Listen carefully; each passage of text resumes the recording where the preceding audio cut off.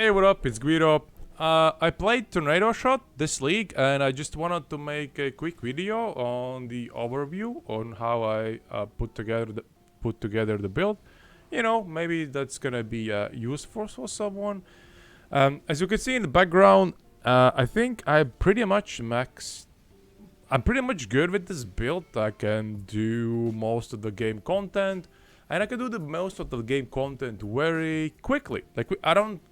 And at this point, I was planning to make some upgrades to the build, but I just realized that I don't see really a point in upgrading, because, like, it's fast. Like, I'm spending most of the time, or a lot of the time, just picking up stuff from maps, and there's not really point in in getting anything else. And, I mean, the survivability as well, it's good. Like, when I was getting to level 100, the first 40% of my level, I just leveled by mapping. I did die twice with random stuff, but other than that, I just die very rarely. And I'm doing stupid shit when I die. Honestly, doesn't really happen. So the survivability is good. The clear is amazing. The bossing, it's good. I mean, the bossing is good. Like, single target, just like burst bosses down very quickly. And you might think, you know, what about uber bosses? And the reality of the situation is that I'm not gonna even try to attempt uber bosses with this build. I don't see any point in that. This is a mapping build, and if I were to make a bossing build, I would make a completely different build that would be probably worse at mapping. So I want this build to accelerate with mapping, and that's what it's doing, right? Alright, so let's continue with the build. What's up? What I have here. So this is my weapon. It's still from my first week of playtest. I just bought it for a couple of divines back then. Changed the suffixes with the crafted modifiers, and after that, a little bit later, I included or got a tree. And I was super lucky. I think this is the first tree I got, and I think it's pretty decent. It's decent. This 16% damage is just 16% more damage for me. That's it. And that modifier alone makes this whole skill tree worth it. And you know, I get a free crit chance. It's not the best modifier or the highest tier, but it's decent. This one, you know, why not? So the tree is decent. I could get a better one, but like I said, I feel like this point is just like I'm pretty good off. Then I have this helmet with Tornado Shot, fires an additional secondary projectile. I heard it's very important, and I didn't even play Tornado Shot without this helmet. I switched my build to Tornado Shot when I got this helmet. I was like, okay, put helmet on, switch to Tornado Shot. It was pretty quickly, like first couple of days, and when I switched, I was like, yeah, Tornado feels good, let's keep playing. And since then, I still have the same helmet. I haven't changed it. As you can see, it's not like that amazing, but it's decent. And I just wanted to point out the two things: the influence implicit, physical damage taken as cold, very important. That's my survivability or physical damage reduction, because I don't have any. Then reduced mana cost of attacks is kind of a pain, because as you can see, the mana goes down pretty quickly. I'm using 2 unique rings, and none of those can have reduced mana cost on them. And for some reason, I'm not using reduced mana cost on the amulet. I guess I just wanted to have more speed and damage, which, you know, kind of makes sense. But still, I think the mana cost is pretty good. Didn't find anything good that felt better. And the mana cost is a little bit important also, because I'm using the mana forged arrows. We'll get to that a little bit later. Then I should have started with this actually, but this is probably the most crazy item of the build. I also got this on like the first week or first couple of days, and it was super random. For your information, this arrows chain +1 times the implicit. It's extremely difficult to get that. If you were to corrupt this modifier yourself, it will take you around like 300 corruptions until you get actually the one. So If you were to buy 300 bows, which this is a like okay bow, it's not like dirt cheap, it's okay bow, it will cost 10, maybe 10, 20, 30 maybe C. But you know, if you're gonna buy these bows, you're gonna quickly run out of money before you get that. How I got this bow, it was kind of weird. I did not even think about this prefix or implicit, sorry. I didn't even think about it. I didn't put it in my plan. I wasn't planning this at all, because I prepare filters before league start, and then, you know, when a league start, I have some like ideas or filters, and I just use it. I didn't prepare this one. I was just looking through some stuff, and I was like, you know what? Let's check the chain arrows. I just did it once in like the whole league. I opened it up, and there was this bow for 5 divines, and I was like, holy shit, 5 divines for this bow. That very moment, I sold my inspired learning to get some currency, because I didn't have 5 divines at that point, and I bought this instantly. If you look up bows like these, you can still get some of them. I was checking sale. There are some available, but you know, 1 in 300 chance to get this kind of corruption. So it's very difficult to get. But I think it's really strong, because on my build I only use multiple projectiles, and that's it. That's my projectiles. I don't have no chain, no fork, nothing of that. I just have, actually do have, obviously Rick Rocket. So that's 1 chain. I have my other chain on the quiver, and that's pretty much it. Like you saw in the video, in the background that I was clearing, I think it's good enough. I don't need any of that, because I have seen other people, they run multiple projectiles, and they also link something like chain in their sockets, and they lose damage. So this chain plus 1 chain I think was really strong. Unfortunately, this doesn't have +1 arrows, but you know, we have them on the tree, and I have vacant multiple projectiles, so I still have 9 projectiles. It's pretty good. It's pretty good. Then I have some trash amulet. It's just exactly what I need. Life, a little bit resistance, and then the rest is damage. I was just looking for budget amulet, and I haven't switched it because I never felt like I need anything else. I have been planning to change my build for a while, but I'll never get into it because everything's alright. Everything's good. Like, I'm doing great. Then we have the Death Rush, baby. Absolutely another amulet. So good. Just keep in mind when you're getting one, get one with 3 seconds, because it doesn't refresh the cooldown when you get a kill, because it only refreshes the cooldown after it has ended. So adrenaline ends, then you can get a new one. So 1 second or 2 might be a little bit awkward. So 3 seconds was worth it. I got this also for a bargain randomly at the start of the league. Super awesome.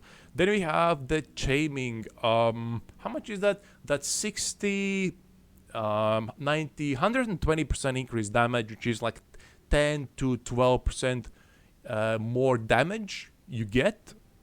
And on top of that, you get 40% resistance to all resistances, which is absolutely bonkers, honestly. A lot of resistances, 12% damage. Got this also league start. I did the recipe to get the 3 rings, so if you buy the ring, remember, do the recipe yourself. Super lucky with the T1 12 elemental resistances. Super lucky, so I've been using that since as well. Then we have boots. This is one of the newest addition to the build. Before making this video, I realized that I don't have implicits on these boots. I've been running this for like a week or 2, something like that. Well, so I didn't feel like I need anything else, as you can see. So just basic stuff: life, movement speed, resistances, and actually I was looking for the evasion as well. Then we have glows. These are decent glows, actually. Attack speed, accuracy rating, we need that little bit. Life, resistance, just high stats. And I was running before that the rampage other build. I was running the rampage glows. This one, shadows and dust, didn't feel that good.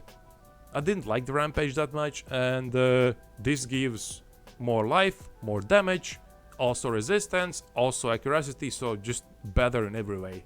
I feel like was kind of disappointed in this choice of a ring. And then of course the replica headhunter, and you might be wondering, oh, is this good? Why are you running this? And my answer is that I was planning to actually get the real headhunter. You know, I have 2 cards already. I have a bunch of currency. I could if I sold all my shit, I could get one. But at this point I'm like, do I really want that? Do I really want that? And you might be asking if this is worth it. And when I'm mapping, it's like 5 modifiers usually I have from magic monsters. So I mean, it's decent. I had slot. I was planning to get the real one, so I was like, well, if I'm getting the real one, I might as well just use the replica one, because when I get the real one, I could just swap it in and I have real one. I don't have to worry about reworking my build. That was one. And another good idea to reason to get replica headhunter is because it doesn't drop in value. I'll check the pricing on the replica headhunter, or like historical pricing in leagues, and I realized that at the league start this goes only up in value, or it's pretty stable, and there are very few of them. So it was just like a safe investment of my divines so that they don't lose value on something I can actually use. So that was pretty cool. So my flasks are total garbage. Don't actually even look at them. This is a crafted like also first week. I didn't change them. At least they have quality. That's decent. And the only important thing about the flasks is that chance to avoid being frozen on this flask. That caps my frozen chilled. That caps my chill reduction, because I got the 25 here. I have 50 here, and then I have 20 on the tree. I have 5 somewhere else. I don't remember where, but of course I have I have 20 here, and I think I got a jewel. I think I have a jewel where I had 5% or something. Okay, I guess it's here. Implicit, chance to avoid being... Oh, this is for frozen? But I had 5% somewhere. I don't know where, but I had 5% somewhere. So that capped my resistance. I'm running this, and I'm not dying. It's pretty good. Just that caps my resistance, honestly. If I were to upgrade actually my build, I would get it on the boots. Maybe get it on boots. Maybe get the jewel that gives ailment immunity based on spell suppression. I would maybe get that jewel as well, and then I would have a free suffix on my flask, and I could get something like damage, attack speed. Yeah, I don't have attack speed anywhere, so I would just get attack speed, which is more damage. This is pretty cool. But I'm not really getting that.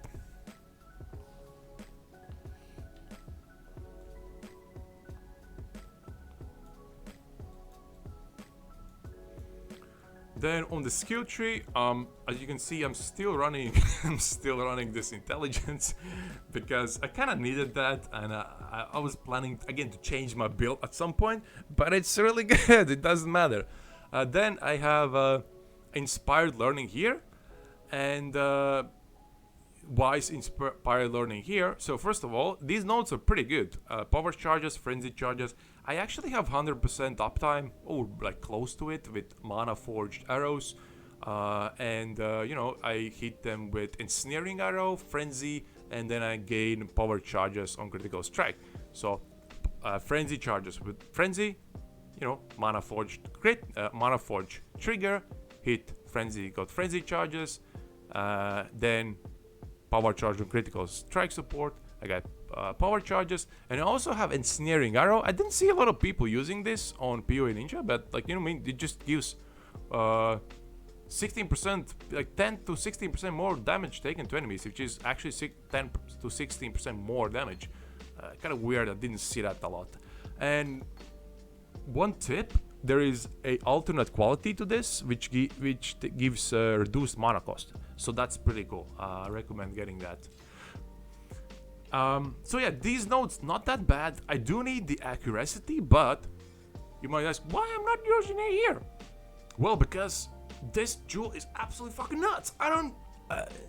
Don't ask me how I found it. I actually don't even remember, but you know, I set up a long filter of modifiers that before league start. Again, I look up modifiers, I make a list of the top better ones, and I prepare a list, and I just time to time I refresh and see what kind of modifiers do I get. But this was not the best one, but when I put that in again into my point of building, I realized, holy shit, this is really good, because this is every modifier is useful. For example, increase dexterity, increase maximum life, attack and cast speed. Wait, cold resistance. Okay, it's not that useful, but it's useful. Increase maximum life, increase movement speed, increase dexterity, critical strike chance, increase elemental damage, increase projectile damage. And when I was using this one as well, it gives dexterity. So it's just amazing, bro. And I was at some point thinking of getting omniscience, and this will be pretty good for omniscience as well, right? And again, because at least 2 dexterity nodes, really strong. And I just didn't get it because the build is like really good enough. It's just I don't really need anything at this point. Then, you know, but the classic bunch of classic stuff. Maybe I'll just show some modifiers. And I didn't show you the chestplate.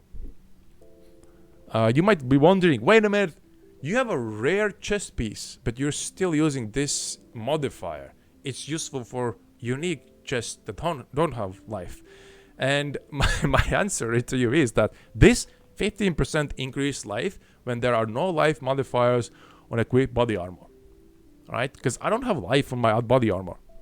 I just have fire and lightning damage taken as physical, which is my physical damage reduction basically. And ailment, immunity, and evasion and prefix. I don't have life on there. And the reason is that this modifier gives more life than a T1 life modifier on the chest. So tier 1 life modifier on chest is less life than this. So I mean, I'm gonna pick this and get something useful on the chest. And again, this chest was also like a project. It's like, I'm just gonna get a chest and then replace it later. I haven't replaced it. It's like, I'm still running this. Could probably get something better, but I don't feel like I need it right now. You know, per dexterity, and I have quite a lot of dexterity. I have 400, so this is not bad. Of course, projectile speed, maximum life, unique enemies crit chance, reduces. I mean, this is obvious one. Then we have, this is the obvious one again as well, the inverted resistances. Here I have suppression, you know, kind of obvious ones. Classic tree. And you might also notice that I haven't gone for mana reservation efficiency here. And the main reason for that is that there are no good auras for this build. Like, I checked the auras, it's like, I think hatred was like 15% more damage, which is like, I'm gonna spend all of these points to get 15% more damage. I can just spend it here and get something more useful, right? Or some other nodes. And I still would have struggled with mana. So instead, I'm just running Herald of Ash and Grace and Precision. And the Precision is not level 1, it's level 6 to get more accuracy. Have mana left over because I spend it fairly quickly. So if I'm not hitting anything, it's kind of annoying. So that's that. I just didn't want to pick it. It doesn't seem that good anymore. And for the cluster jewels, we have Arching Shot. I'm not 100% sure if it works. When I was reading, it said it works with Tornado Shot, where, you know, it counts as a total distance. So this might actually work. Then I also got Devastator, which gives me 15% chance to for enemies to explode. I'm not sure how big this is, but I figured if I'm shooting bows, then I should probably get it. And here I have Martial Prowess. I think a very strong node. Attack speed for this build gives a lot of damage. Usually just damage, and accuracy rating is nice as well. Everything is useful. And then for this one I got just, you know, projectile speed and damage and attack speed. Decent, like 50c Abyss Jewels. Well, they were at least 50c when I bought them at the league start. I don't know, maybe they're much cheaper now. And then the interesting part is this one. You're like, wait, I'm not running a totem build. I'm playing a shot build. Why would I want to get totem nodes? So here's why. So first of all, we have Onslaught. Yeah, I don't have Onslaught anywhere else on my build. Not on my boots. I don't run Onslaught Flasks. Instead, I get my Onslaught when I place a totem. And I think it's really strong, really good. Usually when I'm doing Death Rush, I give so much movement speed. I have the Tailwind that gives a lot of movement speed as well, good movement speed. I don't really need movement speed when I'm mapping, but you know, when I place down a totem, I usually fight some kind of boss, which is then pretty useful. Then the Onslaught is pretty useful because, you know, I need a little bit more damage. And the cool part about this is when I'm looting, when I'm picking up shit from ground, then I can Onslaught and pick up stuff faster. It's actually really good. I usually, of course, I dash as well, but when I need to pick up, I can do this and then just run faster. Because that's the like weakness of the build. It's good in clearing, but picking up stuff, it doesn't get as much bonuses. So I need to pick up stuff faster and run from one Chaos Orb to another, and I need to click it. So it's actually pretty good. And then like, okay, you get that, but what's the other node? And it's like, oh, defensive node for totems? Who cares? Like, totems, why do you need that? And I think this is really good. The reason being is that I think the totems had like 30% base or 30-40% something base elemental resistances. I think this brought them to like 50 or 60. So increased their survivability significantly, added physical damage reduction. And the reason why this is important is because I don't want stuff to chase me. This is really useful when I'm doing crucibles. I just spawn crucible, run around, place 4 totems, start smashing, and the totems take some time to kill, so the monsters don't chase me. I just run around safely and just like do this, and like they rarely hit me. Or maybe I'm doing some bossing or stuff like that. I don't want stuff to hit me. I want stuff to chase around totems so I can safely hit from distance. So this node I think is really high value, and I highly recommend getting that as well. What else do we need to talk about? I guess I guess we need to talk about the sockets.